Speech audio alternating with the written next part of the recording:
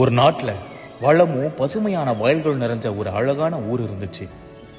அந்த ஊர் மக்கள் எப்பவும் சந்தோஷமா, அமைதியா, பெருமையா வாழ்ந்துட்டு இருந்தாங்க. அந்த ஊர் குழந்தைங்க எல்லாம் அவங்க தாய்மொழியில பாட்டு பாடி சந்தோஷமா இருந்தாங்க. அந்த ஊர்ல இருக்கிற பெரியவங்க ஊருக்காக ஒற்றுமையா நின்று ஜெயிச்ச அவங்களோட வீரமிக்க போராட்ட கதைகளை குழந்தைகளுக்கு சொல்லி கொடுத்து வளர்த்தாங்க.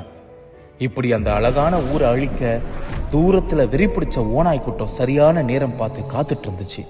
ஏற்கனவே பல ஊர் மக்களோட நிலங்களை பறிச்சு மொழிகளை அழிச்சு பழக்கப்பட்ட அந்த ஓநாய் கூட்டத்தோட பார்வை அந்த அழகான ஊர் பக்கம் திரும்பி இருக்கு.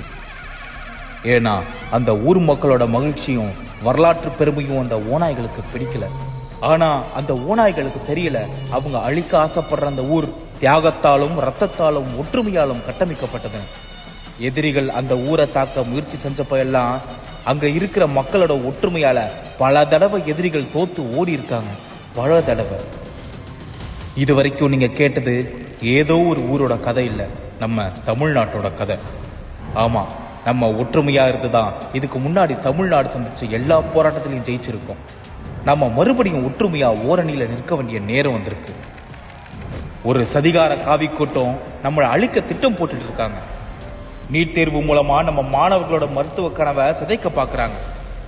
கீழடியில கிடைச்ச தமிழனோட பெருமையை மறைச்சு நம்ம வரலாற்றை அழிக்க முயற்சி செய்யறாங்க. தொகுதி மறுவரையறை அப்படிங்கிற பேர்ல நம்ம குரலை முடக்கி தமிழ்நாட்டை இன்னொரு மணிப்பூரா மாத்த துடிக்கிறாங்க.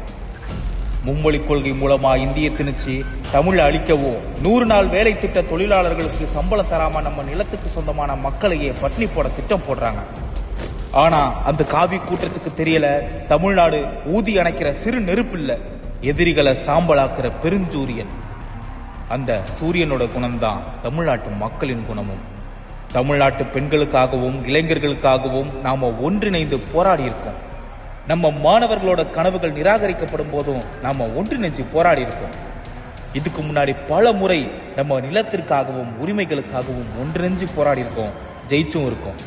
அதே வீரத்தோடு இப்போ மறுபடியும் ஒன்றாய் ஓரணியில் திரண்டு நம் மண், மொழி, மானம் மீது தொடுக்கப்படும் போருக்கு எதிராக சாதி, மதம், அரசியல் கடந்து ஒன்றிணைவோம்.